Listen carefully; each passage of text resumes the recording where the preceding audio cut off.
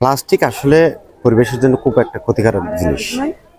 আমাদের এখানে যেহেতু সমুদ্র রয়েছে, বিচ রয়েছে, যত্র তত্র দেখা যাচ্ছে যে প্লাস্টিকগুলো স্থানীয় লোকজনগুলো রেখে চলে যায়, যেগুলোর আসলে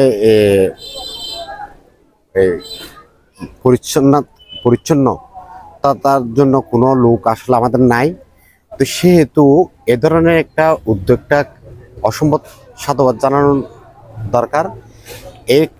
এটার কারণে দেখা যাচ্ছে যে এই প্লাস্টিক যদি বর্জনের জন্য আমরা যদি মানুষকে সচেতন করতে পারি, তাহলে এটা পরিবেশের জন্য খুবই গুরুত্বপূর্ণ ভূমিকা রাখবে বলে আমি মনে করি। তো এই জিনিসটা আরো বেশি সচেতন করার জন্য মানুষকে প্রত্যেক এলাকায়, কক্সবাজার জেলার প্রত্যেক এলাকায়, প্রত্যেক উপজেলায়, প্রত্যেক ইউনিয়নে যদি করা যায়, তাহলে আরো বেশি সুফল আমরা এলাকাবাসী বা কক্সবাজারবাসী পাবো এবং আমাদের সমুদ্র সৈকতটা সুন্দর এবং পর্যটকদের আকর্ষণীয় একটা এলাকা হিসেবে পরিণত হবে আমি মনে করি। প্লাস্টিকের দূষণ থেকে বাংলাদেশকে বাঁচাতে হলে এ ধরনের প্রোগ্রাম নিঃসন্দেহে একটি ইতিবাচক কর্মসূচি বলে আমি মনে করতেছি। কেননা প্লাস্টিকের বর্জ্যর পরিবর্তে যে পণ্য কেনার একটা যে সুযোগ সৃষ্টি হয়েছে, এটা জনগণের মাঝে ব্যাপক সাড়া মেলেছে। আজকে দেখেন স্থানীয় জনগণ তাদের ব্যবহৃত বর্জ্য দিয়ে, প্লাস্টিকের বর্জ্য দিয়ে এখানে তেল, ডাল, চিনি, ডিম থেকে শুরু করে 19 প্রকারের তারা পণ্য ক্রয় করতে সুযোগ পেয়েছে। তা আমি মনে করবো এটা একটা গণসচেতনতার জন্য একটি মাইলফলক থাকবে। এটা সরকার যে আপনার প্লাস্টিক ব্যবহারের যে বন্ধের সিদ্ধান্ত গ্রহণ করেছে, এটা এখানে কার্যত একটা ভালো ভূমিকা রাখবে বলে আমি মনে করি। মাল আনলে 22 কেজি মাল আনছে, 2টা তেলের বোতল হয়েছে, 3টা চিনি রয়েছে, 2 কেজি চানার ডাল হয়েছে, 2 কেজি লবণ হয়েছে। কাল ফানানো করে ব্যাগ দিন এনেকে ফাইতে দায়িত্ব নেন বলি তা ঠালাই ইত্যাপ সামদি দিতে ইয়া সব দিকে ব্যাগিন টালাই এরিয়া যাবে। প্লাস্টিক দিয়ে মোলাম দিছে, বোতল দিছে, তাহলে বাস্কেট মাঙা দিছে, চেয়ার মাঙা দিছে, মোটা মারা ব্যাগ কিনে 22 কেজি আন্ডা নিয়েছি, একটা বিস্কুট নিয়েছি, আর চিনি নিয়েছি, এরপরে আর একটা নুডলস নিয়েছি। এমনি পরে দেখতো আমরা এখন থেকে উঠাই আনি এই মালগুলো খাইছি।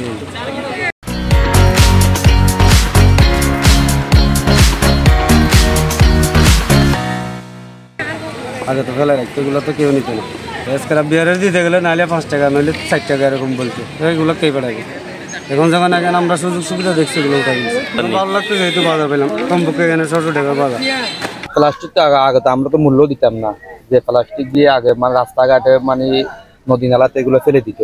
কারণ প্লাস্টিক দিয়ে এগুলা মানে পুনরায় এটা বিবেচনা নিচ্ছে, আরেকটা মানে উদ্যোগ নিবে প্লাস্টিক দিয়ে, বোতল দিয়ে। তাহলে প্লাস্টিক এগুলা নালাতে নদীতে গিয়ে অনেক বাড়িঘর মানে নালা নদী নষ্ট হয়ে গিয়ে মানে জাম হয়ে যাচ্ছে। এটার জন্য আমার জানা মতো এগুলা প্লাস্টিক এগুলা নিয়ে আপনার ওরা আরেকটা উদ্যোগ নিবে, সেটাই।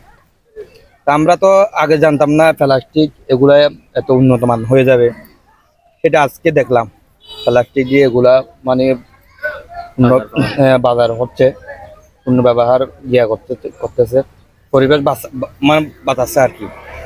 প্লাস্টিক নিয়ে আসলে আপনি কি দেন? প্লাস্টিকের বিনিময়ে এখানে অনেকটা আইটেম পাওয়া যায়, যেমন সুজি, আটা, বিস্কিট আছে, তারপরে টোস্ট বিস্কিট, তারপরে চাল, তারপরে বুটের ডাল, মসুর ডাল, আরো অনেক কিছু আছে আমাদের এই প্লাস্টিক বিনিময়ে এগুলো পাওয়া যায়। তো এই উদ্যোগটা আমরা অনেকদিন যাবো করে আসছি, ভালো হচ্ছে, মানে ইমপ্রুভ হচ্ছে।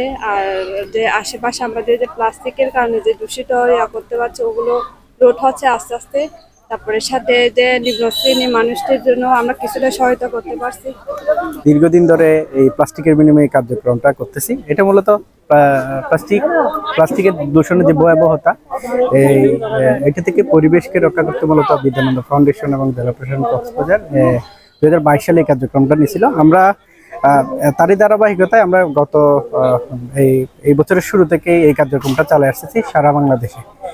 বাজারের এই কার্যক্রম শুরু করছিলাম, বিশেষ করে আজকে উকিয়ার সোনাপাড়াতে আমরা এই কার্যক্রমটা চালাচ্ছি। এখানে প্লাস্টিকের বিনিময়ে বাজার, এই ইনিশিয়েটিভটার কারণ হচ্ছে দুটা দিক। একটা হচ্ছে একদিকে প্লাস্টিক দূষণ থেকে পরিবেশকে রক্ষা করতে পারতেছে, অন্যদিকে হচ্ছে স্থানীয় অধিবাসীরা প্লাস্টিক দিলে আমরা ওনাদেরকে হচ্ছে বিভিন্ন ধরনের নিত্য প্রয়োজনীয় পণ্য ওনাদেরকে দিচ্ছি বিনিময়ে। আমরা কক্সবাজারে যে সংগৃহীত প্লাস্টিকগুলো দিয়ে আমরা যেটা করি সেটা হচ্ছে আমরা প্রতি বছর 2022 সালে আমরা কক্সবাজার সমুদ্র সৈকতে সুগন্ধা পয়েন্টে আমরা একটা প্রদর্শনীর আয়োজন করছিলাম।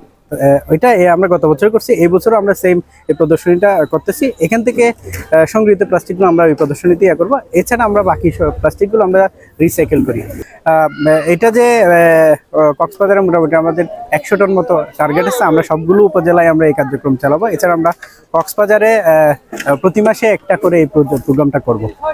যেমন আমি যদি বলি, আমরা আগামী ডিসেম্বরের শুরুর দিকে আমরা এই কার্যক্রমটা আবার করব এবং পরবর্তীতে আগামী 4 মাসের যে কোনো সময় আমরা এই কার্যক্রমটা চালাবো।